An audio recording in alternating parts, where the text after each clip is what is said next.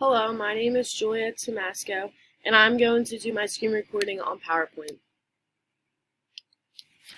So first you open up the PowerPoint button, and then you can hit blank presentation and hit create. Then the title screen will appear. The top big box, you can put your title. So for mine, I'm going to do fitness, because I'm a fitness instructor at school, and I'm passionate about fitness. And then in this bottom button right here, you can put your name, so I'm Julia Tomasco. And if you want to insert a picture in the back to make it a little more colorful, you can come down to Safari, open a new tab, and then go to Google. Google first. And then I would type in fitness. You can go to images and click any one that you think is cool. So I like this one, so I'm going to right click the picture and hit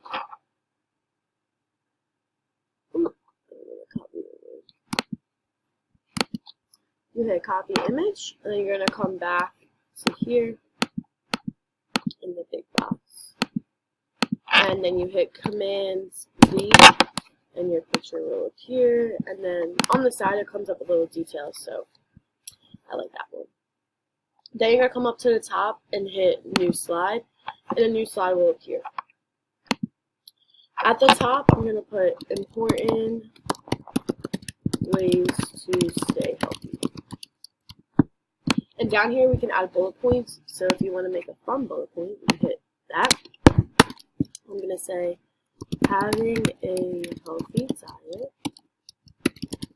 is one, and then if you hit enter, a second bullet point will come up, and I'm going to say, creating a workout routine for the week.